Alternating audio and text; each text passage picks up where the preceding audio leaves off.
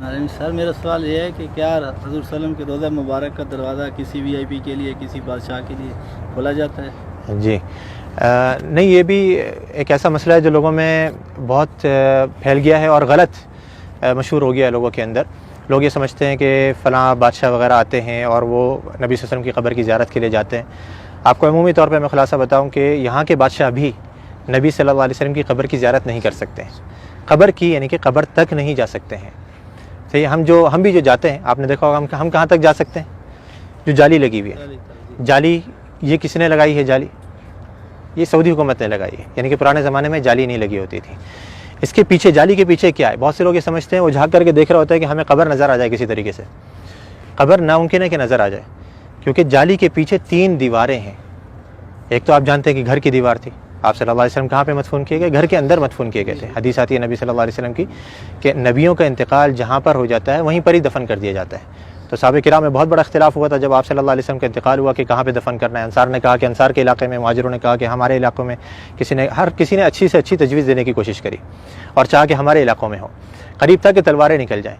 حضرت ابو بکر رضی اللہ عنہ آئے اور آ کر کے حدیث سنائی کہ میں نے نبی صلی اللہ علیہ وسلم سے سنا ہے کہ نبی کا انتقال جہاں ہو جائے وہیں دفن کر دینا چاہیے۔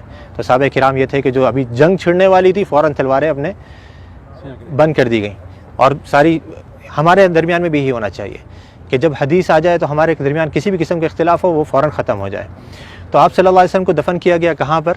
دیکھا گیا کہ آپ کا انتقال ہوا ہے حضرت عائشہ کے گھر کے اندر۔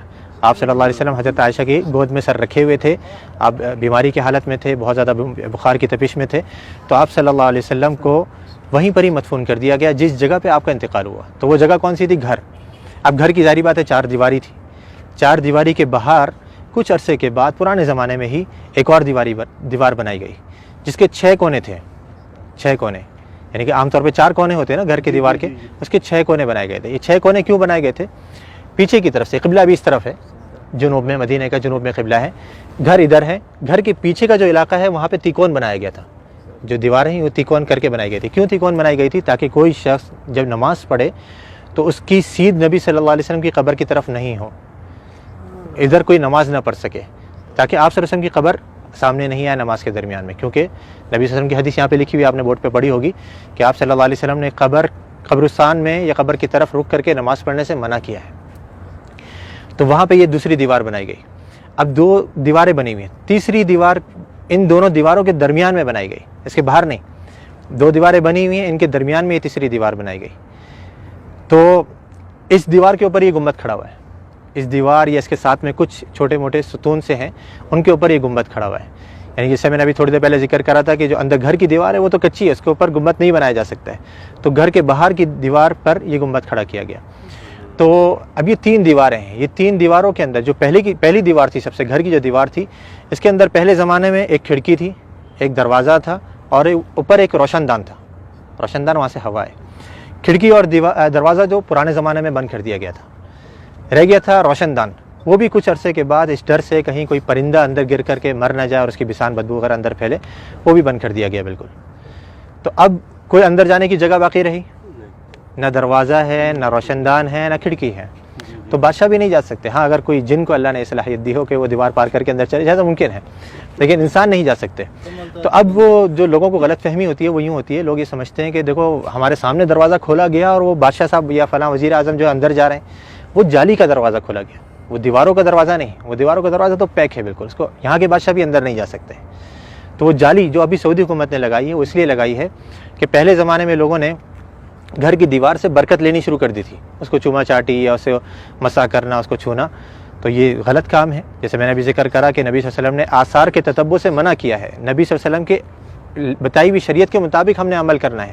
آپ نے کیسے سلام کرنا ہے نبی صلی اللہ علیہ وسلم کے اوپر، آپ وہ سلام کریں گے آپ کو اجر ملے گا، ثواب ملے گا۔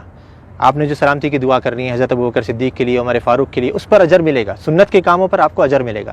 لیکن دیواروں کی چوما چاٹی کرنا، یا جیسے بہت سے لوگوں کو دیکھا جاتا ہے مسجد نبوی کے در و دیوار کو ابھی بھی وہ اپنے رومال اتار کر کے اس پہ پھیر رہے ہوتے ہیں کہ اس کے اندر برکت منتقل ہو جائے، یا کوئی احرام کا کپڑا لایا ہوا ہوتا ہے، یا کوئی ٹوپی اتار کر کے اس پہ پھیر رہا ہوتا ہے، یہ سب غلط کام ہے۔ تو یہ پرانے زمانے میں جب شروع ہوئے تو اس زمانے کے جو علماء کرام تھے، لوگ کہتے ہیں نا یہ وہابی، تم تو اس زمانے کی پیداوار ہو، ہمیں بیچارے ہم وہابی کہتے ہیں، ہم تو اپنے آپ کو وہابی نہیں کہتے۔ تو یہ جو وہابیوں کے عقیدے ہیں نا، جو ان کی نظر میں وہ پرانے زمانے سے چلے آ رہے ہیں، تو اس زمانے کے اندر یہ دوسری دیوار بنائی گئی، گھر کے باہر ایک اور دیوار بنائی گئی تاکہ لوگ گھر کی دیوار تک نہیں پہنچ سکیں۔ اب وہ کچھ عرصے تک نئی دیوار تھی، لوگوں کو معلوم رہا کہ بھائی یہ تو نئی دیوار ہے، کچھ نہیں کرنا یہاں پہ، لیکن آہستہ آہستہ پھر نئی نسلیں آتی رہیں، وہ سمجھے کہ یہ بھی گھر کی دیوار ہے، پھر علماء نے ایک اور دیوار بنوا دی۔ پھر آخر میں سعودی حکومت نے کہا کہ ہو سکتا ہے لوگوں کے ذہنوں میں یہ چیز رہے کہ دیواریں ہم بناتے رہیں گے تو سمجھیں گے گھر کی دیوار ہے، تو ہم جالی لگوا دیتے ہیں۔ انہوں نے جالی لگوائی، لیکن لوگوں نے پھر بھی نہیں چھوڑا، وہ جالی کو بھی چوما چاٹی کے لیے پھر آخرکار مجبوراً سعودی حکومت کو وہاں پہ پولیس والوں کو کھڑا کرنا پڑا یا حیا والوں کو کھڑا کرنا پڑا تاکہ وہ لوگوں کو سمجھائیں اور آرام سے بتائیں کہ بھئی یہ چیز غلط ہے، مسح جو ہے وہ آپ نے حجر اسود کا کرنا ہے، اس کو چومنا ہے، اس کو آپ نے مسح کر سکتے ہیں، یا اس سے پہلے والا جو رکن یمانی ہے اس کو آپ چھو سکتے ہیں، ہاتھ لگا سکتے ہیں۔ یہ گھر کی دیواروں کو یا نبی صلی اللہ علیہ وسلم کے روضے کو ہم نے ہاتھ نہیں لگانا ہے، بلکہ یہاں پر آ کر کے ہم نے آپ کے لیے ادب سے سلام پیش کرنا ہے، سلامتی کی دعا کرنی ہے، تو وہاں پہ کوئی نہیں جا سکتا۔